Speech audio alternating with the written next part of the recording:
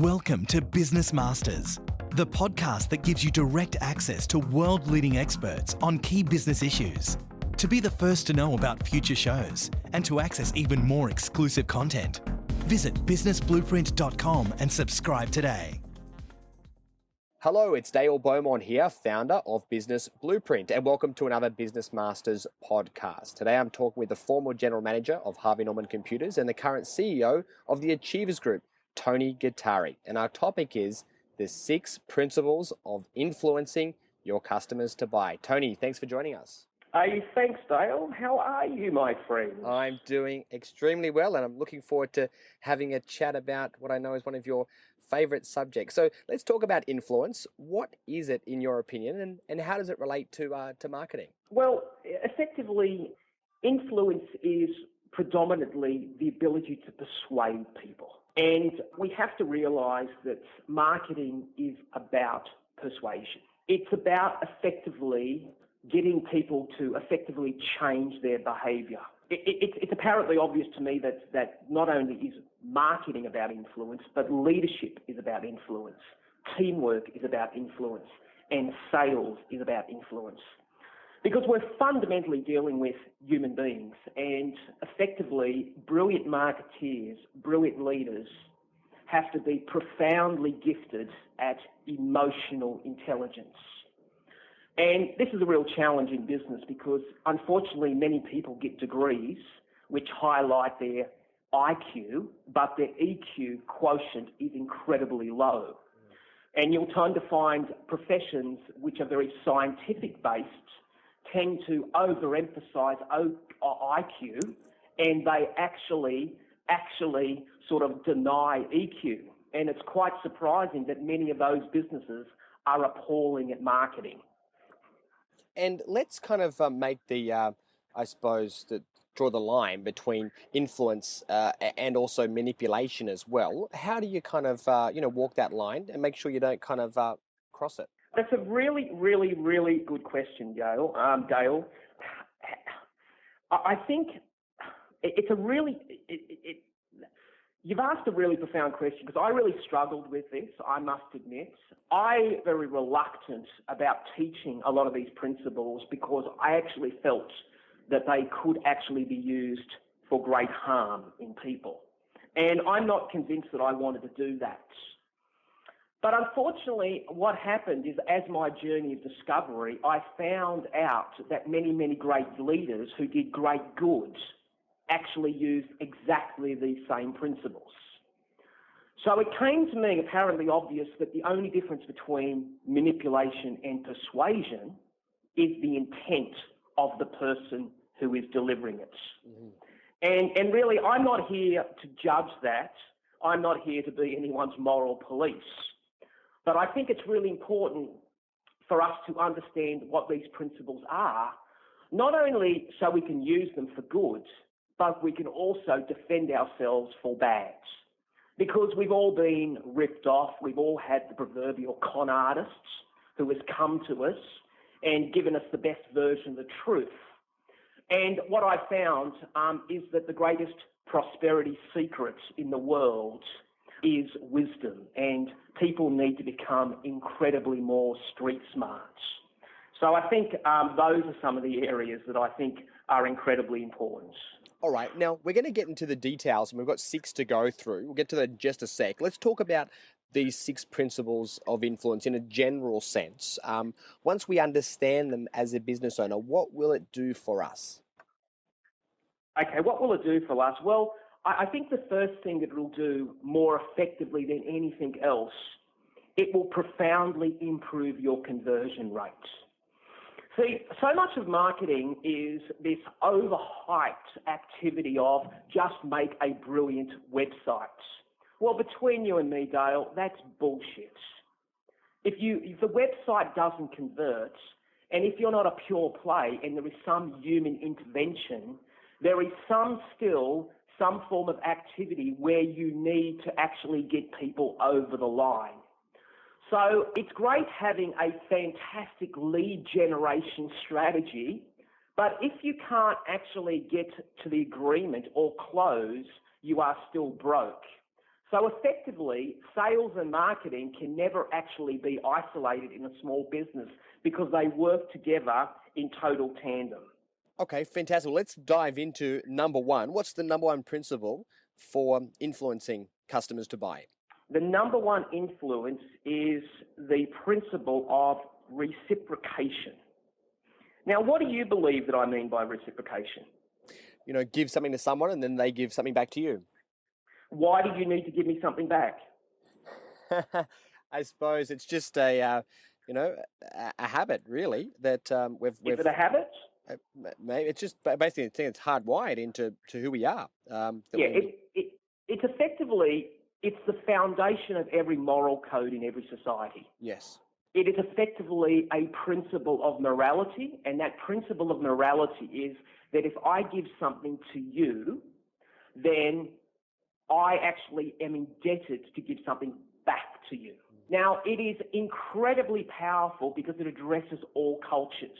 And unfortunately, some people in the Western world, because I've actually done business overseas, could consider this to be bribery, but it's actually not. It's very much a cultural perspective. Now, I'll give it a classic example of how it works. Any good car dealer will effectively, if they are really, really good at what they're doing, they would effectively ensure that on seeing you, that they would give you a cup of coffee, okay? Now, this is a humble cup of coffee that could cost you only 40 cents. The intention of that is to effectively kick in the law of reciprocation, which actually means that you potentially will buy a car because they've actually given you a cup of coffee. You feel indebted because the most amazing thing occurs. The reciprocation is not of equal value. So I think it's a very, very powerful strategy. It disturbs me occasionally when people have a poverty mentality. So you mentioned the cup of coffee example, which is great, 40 cents, $40,000. I can totally see the benefits there. But what are some other examples? How can we use this principle in our business? Well, Dale, you're a very astute marketer. You are probably one of the best marketing people in Australia. And you do it all the time because you offer a fantastic workshop valued at how much? Well, I know other people are charging $4,000 for just a one-day $4,000? seminar. Yeah. And occasionally you will give something a bonus, which is a high perceived value, and that is fantastic value. Yeah. And effectively, people then say, Dale is a great giver. So you give your time, your content, your passion, and then you receive. And I suspect it's probably blessed your business abundantly. Absolutely, it has, for sure. Look, I don't think a spirit of generosity can ever be reduced. It actually needs to be accelerated. Awesome. And what I've really defined about true entrepreneurs, I mean truly successful, they are always generous. They're generous in their time, their resources, their money, and effectively they continue to multiply because they work on that principle of generosity. All right, let's keep rolling. Let's talk about principle number 2. What is it? Principle number 2 is commitment and consistency. Now, basically what it means, Dale, is that once people have made a decision or position on an issue, it's hard for them to back down. Now, I usually call this the discovery. Now, let me explain to you what I mean by this. If you can get your prospect to discover the answer, they have to fall in line with their views. It's called congruency. It is effectively people need to create congruency in their life to ensure that what they've discovered falls in line with their behaviour. Now, what does this mean for marketeers? The benefit of true marketeers is not giving you the answer, allowing you to discover the answer. That would be the classic way. Now, one of the ways that we could do this, and we do this in our business, is that we actually allow people to educate themselves. They'll come into a workshop, and I know who they are because they are sometimes very doubtful business owners. Now, I know what's wrong with their business, but I dare not tell them. So what I do over the next 2 or 3 hours is I educate them And in educating, the penny drops because they discover it themselves. And then they go, Tony, that was amazing. I got a blinding flash of the obvious today. I've discovered what I need. Now I need to go and do it. See, that is the discovery. And we do this all the time because brilliant salespeople don't sell products. They solve problems. But what they do is they allow the prospect to articulate the problem. Okay, because the gift of selling is not the gift of the gab. It's the power of the question. If you go deep into the questions, you'll discover the most extraordinary things occur to improve your conversion rates. So that's what I talk about: consistency, commitment and consistency. The other area of commitment and consistency is effectively a concept called low involvement, low commitment. Again, I'll use the example of gyms because I'm in a gym at the moment. Effectively, when you've got a very large transaction that you're trying to close, it may actually not be the right approach to try to close that large sale. The right approach might be to take a staged approach where you go to level 1, then level 2, then level 3, then level 4. It's effectively like you're putting the customer or prospect a bit like on scales, and they're moving up one step at a time. Because ultimately, the greater the change, the less likelihood that they will be able to make that change. So the role of brilliant marketeers is to effectively reduce the pain of change and make change really easy, really comfortable, and really appealing. And you can do that in stages. And we see this all the time in gym memberships. We see this all the time in trial programs. We see this all the time in education workshops, where they might start at a particular level and go up to the next level, then go up to the next level. And it's really important to have different levels. I'm a firm believer, and it's really amazing, of the principle of bronze, silver, gold. Because I want to ask you a question, Dale. Mm-hmm. If I said to you, which is better, emerald, sapphire, and platinum, which would you say would be the better product if I put those images behind those products? Ooh, I'll just take a stab. I'm not very good at gemstones. I would have said diamonds, but that was on the list. So let's go with sapphire. No, of those three. Sapphire. Sapphire. Okay. If you probably asked 9 out of every 10 people, you would probably get a different answer from everybody. Sure. Now, if I ask the same question, which is better, bronze, silver, or gold, which would you say? Gold every time. Right. Here is the point that I'm making. If you want to actually go to a good, better, best philosophy, which actually leads to this commitment and consistency, I would strongly suggest, based on all my experience, go with the bronze, silver, and gold, because everybody knows what it means, because it's anchored predominantly in the greatest sporting event that occurs every 4 years, which is the Olympics. You'd be an idiot to mess around with it. Great. Let's move on to number 3. You've shared some great points in number 2, so I'm excited to hear. What's in number 3? Social proof. Great. What's that? I don't believe you, Dale, but I definitely believe what others say about you. Got it. Because you're a marketeer, and of course you're going to give me the best version of the truth. Who's actually going to put it on their website that really gives shit service? Who's going to say, I'm really bad at what I'm doing and I just constantly underperform? You're not going to do that. It doesn't matter even if you're hopeless, you're still not going to put that on there. But the most amazing thing occurs is that I will actually believe what others say about you. Now, can I just give an observation on this? Because this is a really important observation. Don't go too rah-rah. Now, I share this example with you because I am a passionate book reader. I would probably read 2 business books a week. I'm a bit like a junkie on this stuff. It's like, it's my gig. This is what I do. And I buy all my books on Amazon. I don't go anywhere else. And I've also got Audible, which is effectively an Amazon company. And when I buy a book, Dale, you know how I judge whether I'm going to buy it? Not what the publisher says, because I reckon, if you're in publishing, what are you going to say about the book? You're going to say it's pretty good. But I look at all the reviews, and I look at the stars, and I've noticed something. If they've all got 5 stars, and just say that it's a book and it's got all of them, every one of those testimonials has got 5 stars, which means 5 out of 5, and they're all raving. How do you think I feel about that book, in your opinion? I think you'd feel like that you're going to back a winner and that you'd feel comfortable in that purchase decision. Yeah. Do you feel that if I had somebody who said, I didn't like it, but I still had 4 that had 5 and 1 that had 3, do you think that I would feel better about it? Because my philosophy now is that I'm not looking for perfection in ratings. I'm just looking for authenticity. I really hate people that just go rah, rah, rah, rah. I much prefer authentic people who actually say, I read the book, but the book wasn't for me. It wasn't what I expected.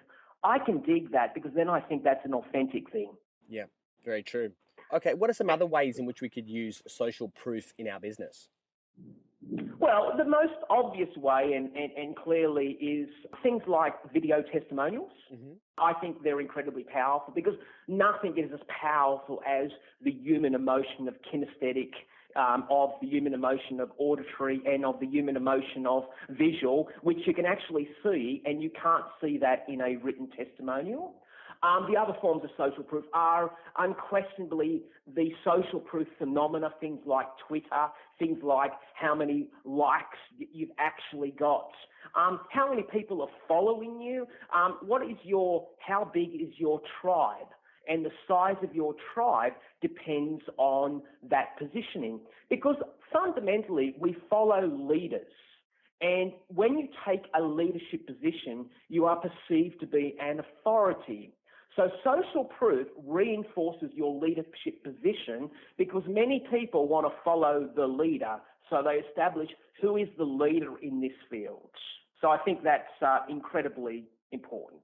Let's talk about principle number 4. Number 4 is liking. Now, it's a very simple philosophy here. If you want to be brilliant at marketing, if you want to be brilliant at sales, you actually have to be a likable personality.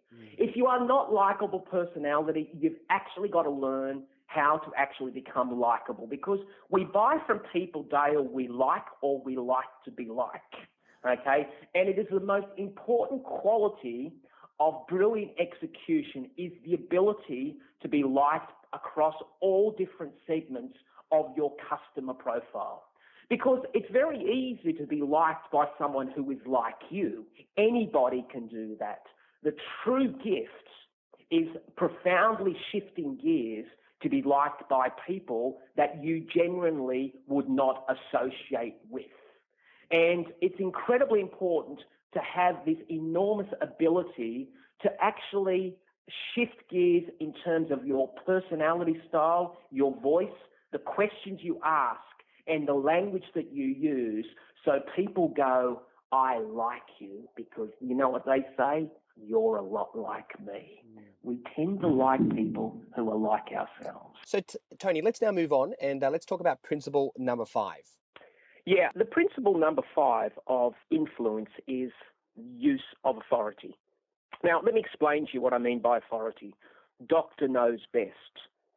See, we live in a certain society that we actually believe that people in authority have this enormous right to tell us what to do, a la policeman, a la lawyer, a la accountant, a la doctor.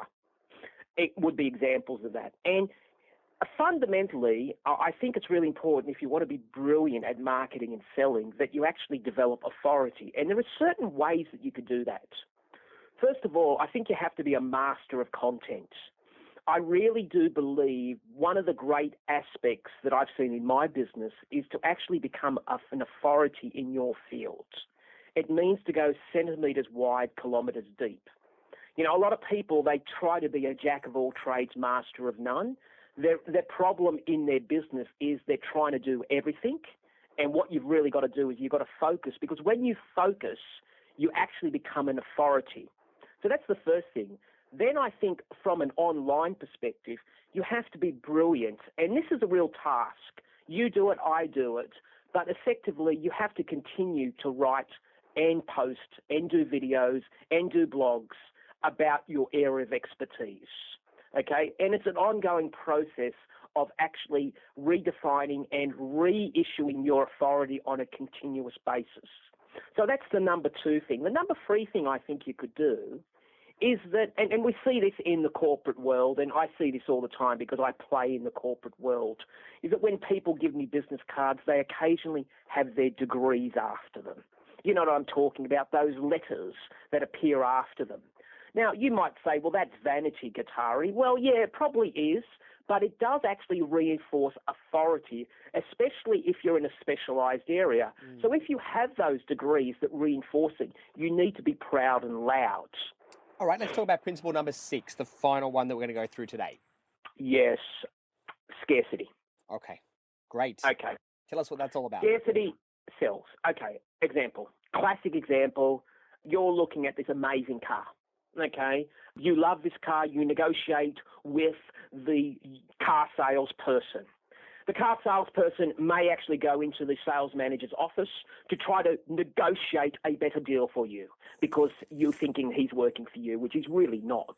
But he'll go in there anyway. It's called good cop, bad cop. He might come out, and there's a likelihood, Dale, and I wouldn't even know the person, and he might come out and say, Dale, of that particular model, there is only 4 cars left.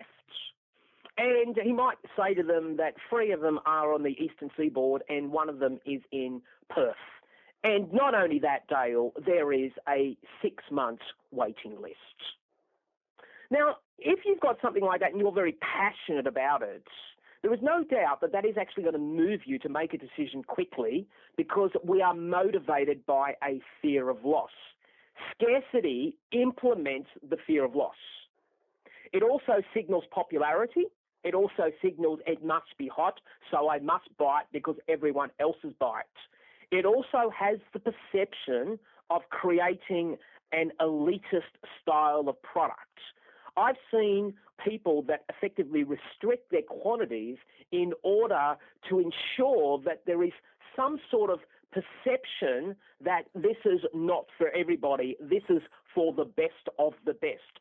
So you restrict your quantities in order to ensure scarcity and then to also incorporate what it would be considered to be a very elitist, very highly regarded, not everybody can get it, ego sort of driven purchase that will actually work in your favour. And all I'm suggesting to the listeners in this podcast is that just imagine, Dale, that if you were able to effectively build your business or your marketing around reciprocation, commitment and consistency, social proof, the ability to be liked by everybody, having an authority in your profession, and the use of scarcity at appropriate times, how brilliant you would be at marketing and selling. Because I think in many cases, we always, everyone's searching, how do I do this? How do I do this? How do I do this? I don't actually believe that's the right question. I think the key question in marketing is why do I do these things? And I think if you understood why you do things from these 6 principles of influence, all you then have to do really deep down is go and find out the tactics that turn that why into a how. And that's what I do, and that's what you do, and that's what everyone who is really successful at being an entrepreneur and marketer is they understand the triggers that create human behavior. And my only desire and my only wish and my only prayer is that the audience uses these things for good. Because, you can use these things to manipulate people. There's no doubt. We've all been manipulated somehow. I have been manipulated. And all that I wanted to really allow the listeners to do is to use them to really further their business, because their business is about helping people to solve problems. And persuasion is really getting people over the line to the position of yes. But also, I think it will also probably be useful to them to understand why they sometimes do things, why we do things in a rash, why we sometimes do things that we may actually regret later on. And it's by having the street smarts of knowing what's going on. because the best way to really understand and how to negotiate with a negotiator is understand the techniques that they're using and expose them to them in front of them. Because I am also a negotiator, and I can't negotiate with someone who actually knows what I'm doing. Okay? So clearly I wanted to give the listeners a real good insight into the tips and techniques that would make you a master influencer. So let's just quickly recap what the 6 principles are. Number 1 is reciprocation. Number 2 is about commitment and consistency. Number 3, social proof. Number 4 was liking. Number 5 was authority. And number 6 was scarcity. And I really would encourage people to make sure that you maybe, write these on a card or a bit of paper, and then over the next week, think about what are 4 or 5 things that you can do under each one of those in your business, and then go about implementing them strategically. Tony, it's been an absolute pleasure chatting to you as always. Thanks very much for your time. You are such a cool guy, Dale. Thanks, Tony. For more information about Tony Gattari, please visit achieversgroup.com.au. Thanks for listening. Thanks for listening to another Business Masters podcast. To access more great content or to download your free business plan template, visit businessblueprint.com.